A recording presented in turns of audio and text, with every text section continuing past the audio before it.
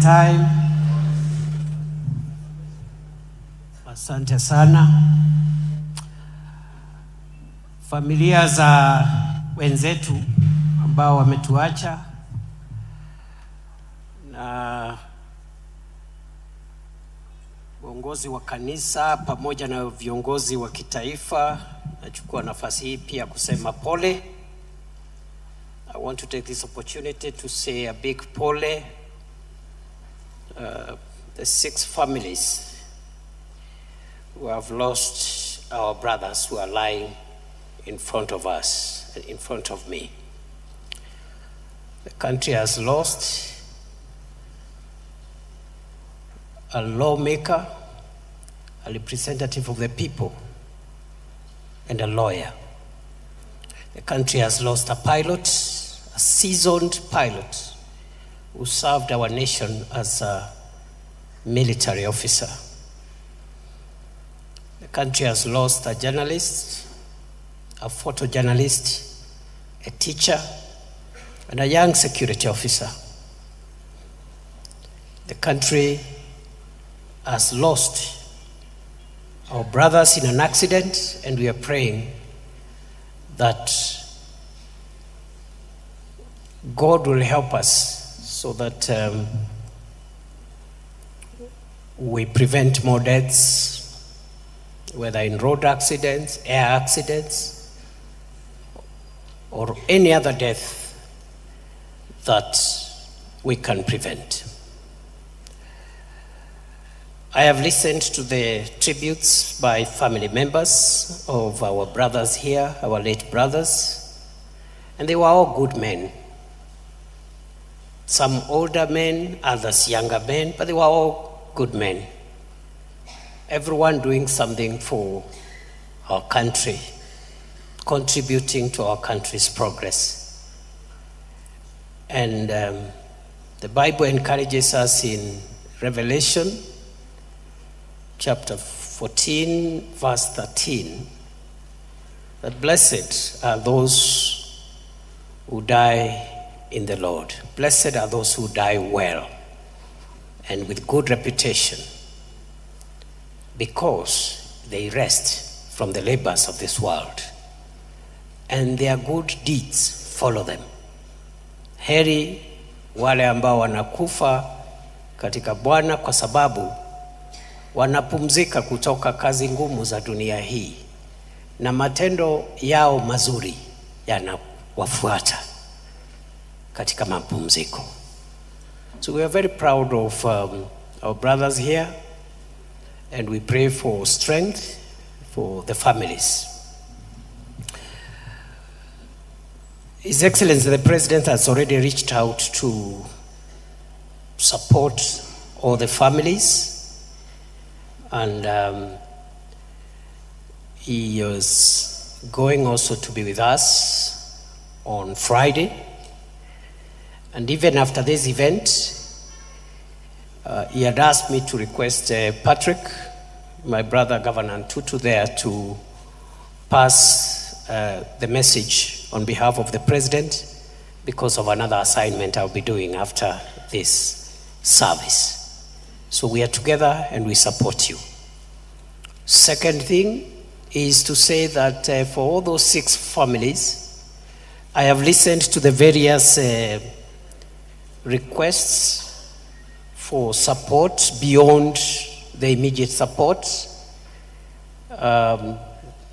The request by my brother Patrick on Mwalimu, because we have another qualified person from the same family.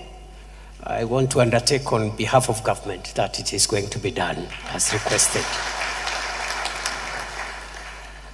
I've also discussed with my brother, Governor Patrick, and we have agreed that because he's the governor from where the majority of these brothers came from, he's going to coordinate so that for each family, whatever requests that are there for each family, Governor Patrick will coordinate, and then they will bring them to me. We are able as government to support all the families to make sure that we don't abandon them because of the departure of their loved ones. And I know, for example, there's a young officer who has died, who was a security officer protecting our brother Ngeno. We'll find ways of supporting that family to get somebody else. I am told there's a widow somewhere with many children and has lost one of the sons who was the only person there. We'll see how to support that family. So Governor Patrick, we have agreed, my brother, do the job.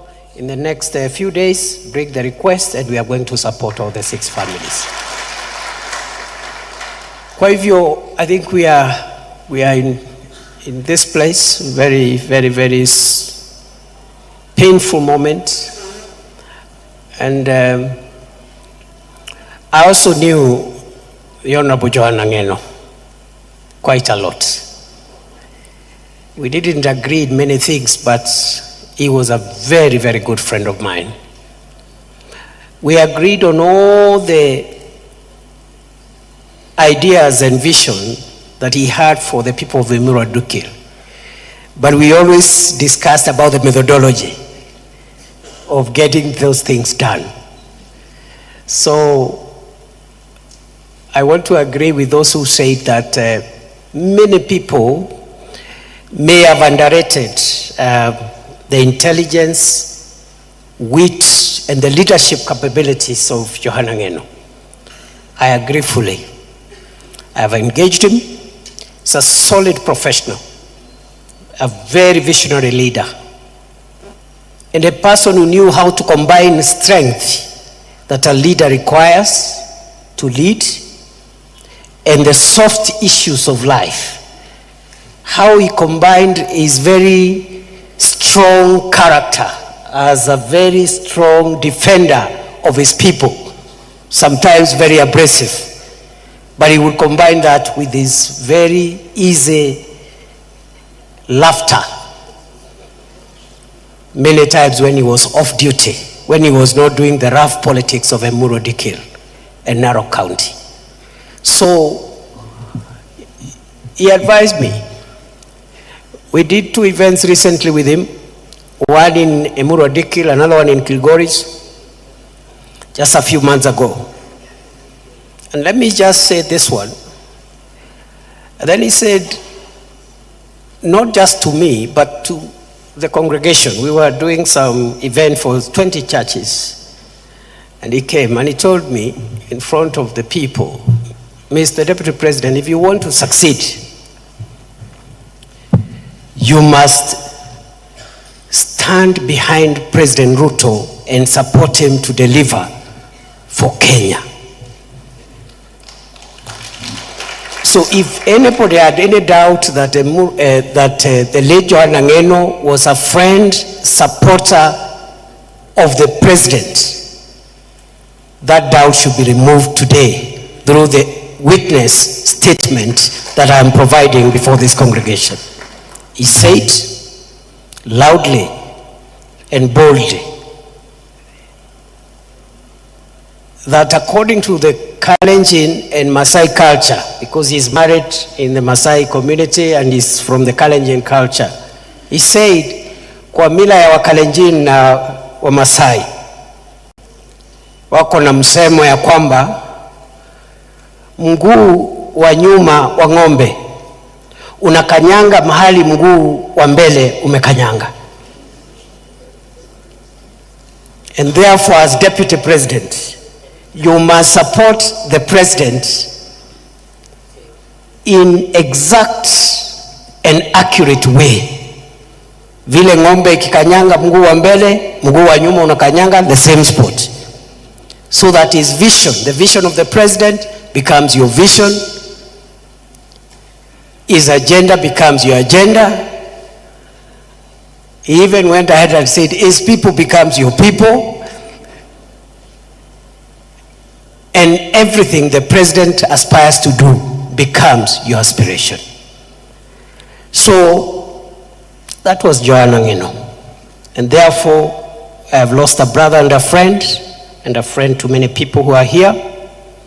The final thing that I want to say, so that we hand over the program back to the church, is to assure the people of Emurua Dikir, the people of Narok, that in honor of the late Johana Ngeno, who has served his constituents for 3 consecutive terms,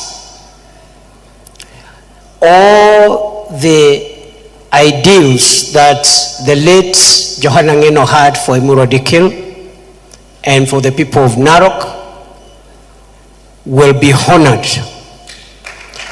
And the government will make sure that we will balance the interest of the communities in Emurua Dikir and in Narok and provide a sustainable, long-lasting, win-win solution that balances environmental conservation with also the interest of the population in that area. It is not one against the other. You can have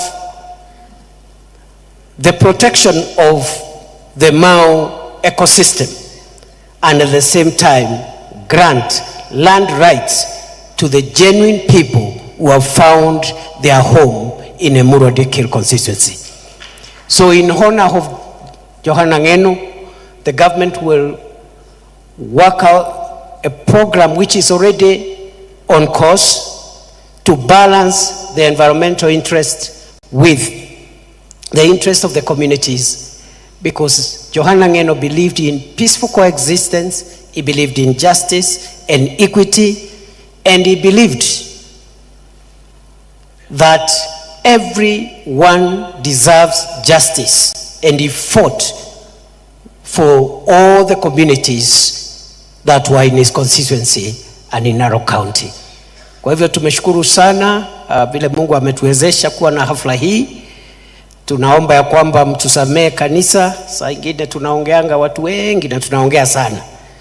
Lakini tutaendelea tu kujirekebisha, ndio tufupishe maneno, tupatie heshima familia waliofiwa. Tuko na nafasi nyingi sana ya kuongea outside some of these very personal events like funerals and weddings, which are quite personal to the family. So we are growing. We are trying to moderate ourselves, and in the future we will have shorter events so that the family can have ample time to grieve and to feel comforted. Mimi ndio nimesema nimefanya makosa, sio nyinyi. I see some of the politicians are looking at me as if I've accused them of anything. I have not accused anybody. I'm just saying let's try going forward to be a bit more measured and to respect events like this ones where we have grieving families and people who have been affected by the loss of their loved ones. Kwa hayo mengi, nawashukuru sana. I wish you all the best. You have my personal commitment. You have the commitment of President William Ruto and the government of Kenya to support all the 6 families in the manner in which I've explained. Asanteni sana.